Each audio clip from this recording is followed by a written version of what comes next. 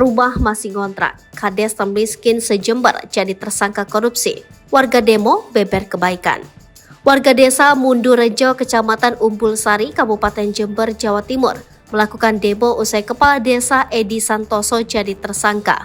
Warga tak percaya atas tudingan negatif yang diberikan kepada sang Kades yang disebut melakukan korupsi. Penetapan tersangka terhadap Edi itu dilakukan oleh penyidik Kejaksaan Negeri Jember Selasa 11 Juli 2023.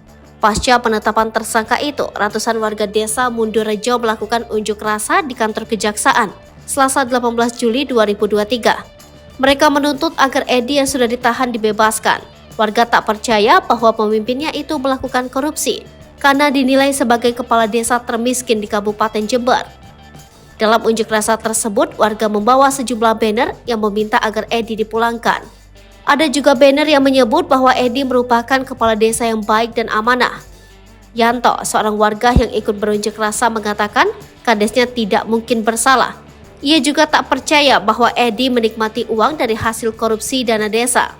Yanto juga menyebut Edi yang merupakan Kades Mundurejo itu tak punya rumah dan tempat tinggalnya masih mengontrak.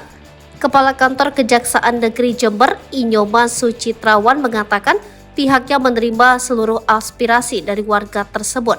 Namun ia menegaskan penetapan tersangka terhadap Kades Edi Santoso sudah sesuai prosedur. Ia menilai kepercayaan warga terhadap Edi yang begitu tinggi dikarenakan sikap Kades tersebut yang tertutup, sehingga kasus korupsi yang dilakukannya tidak diketahui oleh warga desa Mundurejo. Dikatakan Nyoman, jika warga ingin membantah Kadesnya, maka mereka harus mencari dokumen dan barang bukti baru yang bisa meringankan hukuman tersangka.